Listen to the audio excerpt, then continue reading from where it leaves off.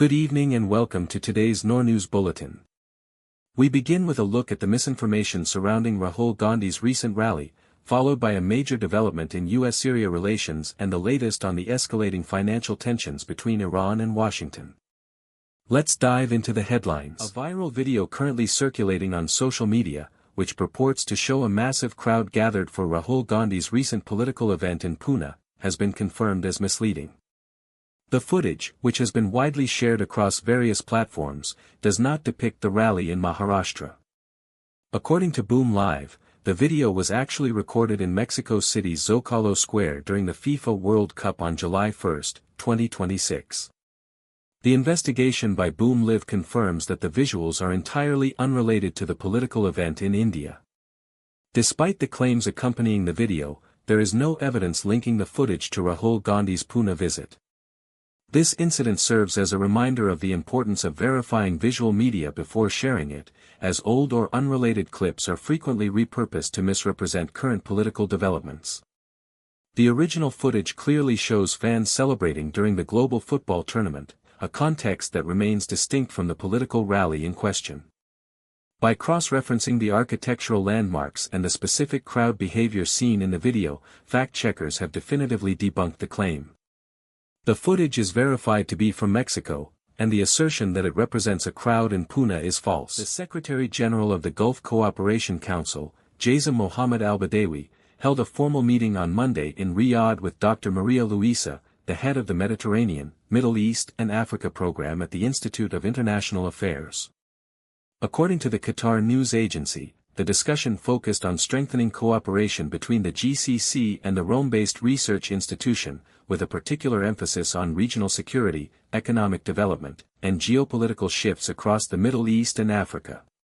During the session, both parties reviewed current international developments and explored potential avenues for collaborative research and policy analysis.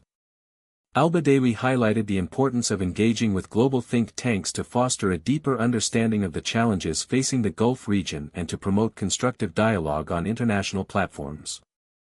Dr. Luisa expressed appreciation for the GCC's role in maintaining regional stability and underscored the value of the Institute's ongoing partnership with Gulf institutions. The meeting concluded with an agreement to continue information exchanges and coordinate on future academic initiatives aimed at addressing the complex socio-political landscape of the Mediterranean and the broader Middle East. This engagement remains part of the GCC's broader strategy to enhance its diplomatic outreach and academic cooperation with key international policy organizations. The Embassy of Japan in Kuwait has hosted a formal reception at the ambassador's residence to offer official support to Kuwaiti athletes preparing for the upcoming 20th Asian Games and the 5th Asian Para Games. According to Arab Times Kuwait, the event served as a platform to strengthen bilateral ties through the medium of sports, while providing encouragement to the national delegation as they finalized their preparations for the multi-sport events. During the gathering, diplomatic representatives emphasized the significance of the Asian Games in fostering regional cooperation and cultural exchange between the two nations. The reception was attended by various sports officials and representatives from the Kuwaiti athletic community, highlighting the collaborative spirit surrounding the upcoming competitions. The 20th Asian Games, which bring together athletes from across the continent, represent a major milestone for the participating Kuwaiti teams as they look to improve their standing on the international stage. The Japanese mission expressed its commitment to supporting the success of the Kuwaiti delegation, noting that such initiatives are vital for building long-term partnerships between Japan and the Gulf state.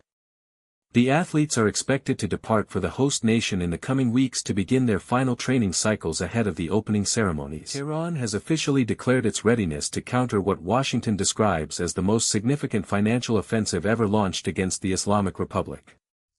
The United States administration has characterized these latest sanctions as an economic D-Day, aimed at exerting maximum pressure on the Iranian economy. However, Iranian officials maintain that the country has developed a comprehensive strategic framework to mitigate the impact of these measures and ensure economic stability. According to reports from the BBC and Al Jazeera, the Iranian government has been working to diversify its trade partnerships and strengthen domestic production capabilities to insulate key sectors from external financial restrictions. Analysts suggest that while the sanctions are designed to isolate the Iranian banking system and limit oil exports, Tehran's leadership remains confident in its ability to navigate the current geopolitical climate. The government has emphasized that its countermeasures are already being implemented, focusing on non-oil exports and regional economic cooperation to bypass traditional financial channels. As the international community monitors the situation, the effectiveness of these defensive strategies remains a focal point for global markets. Both BBC and Al Jazeera note that the success of Iran's response will largely depend on the continued cooperation of its primary trading partners in the region and beyond. A powerful tornado has struck southern France, leaving more than 40 people injured and causing significant structural damage to several villages. Emergency services are currently working to clear debris and secure residential areas that were directly in the path of the storm. According to reports from the BBC and Al Jazeera, the tornado touched down unexpectedly, tearing roofs from homes, uprooting trees, and downing power lines across the affected region. Local authorities have mobilized rescue teams to search for any individuals who may still be trapped within damaged properties. While the exact scale of the destruction is still being assessed, officials have confirmed that the majority of the injuries are non-life-threatening, though several victims remain under medical observation. Meteorological experts are currently analyzing the atmospheric conditions that led to the formation of such a severe weather event in this part of the country. Residents in the surrounding areas have been advised to remain indoors as crews continue to stabilize the infrastructure and restore electricity to the impacted communities. The government has pledged to provide immediate financial assistance to those who have lost their homes, as recovery efforts continue throughout the day. The United States has officially removed Syria from its list of state sponsors of terrorism as of Monday. This significant shift in policy was confirmed following an update to the sanctions regulations maintained by the U.S. Treasury Department's Office of Foreign Assets Control, or OFAC. According to Gulf Times, the administrative move marks a notable departure from long-standing American diplomatic positioning regarding the Syrian state. While the removal from this specific designation is now official, the broader landscape of international sanctions remains complex. Analysts are closely monitoring how this change will influence regional diplomatic channels and the future of economic engagement with Damascus. The Treasury Department has not yet provided extensive commentary on the specific internal review process that led to this decision, though the update to the OFAC database serves as the formal notification for international financial and legal institutions.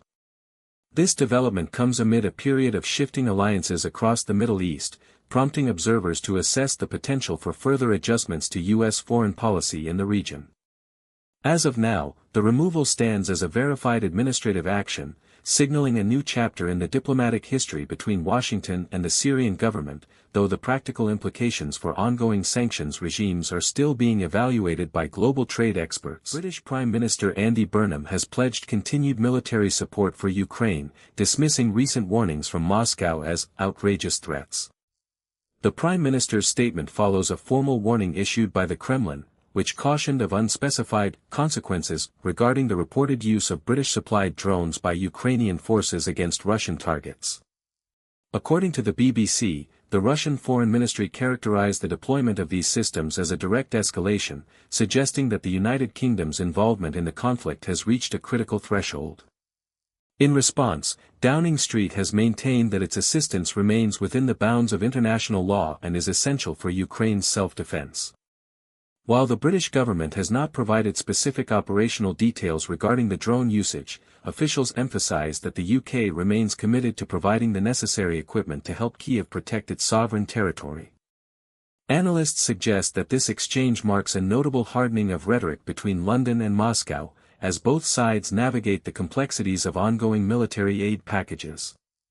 The situation remains fluid as international observers monitor whether these diplomatic tensions will lead to further shifts in the strategic landscape of the conflict.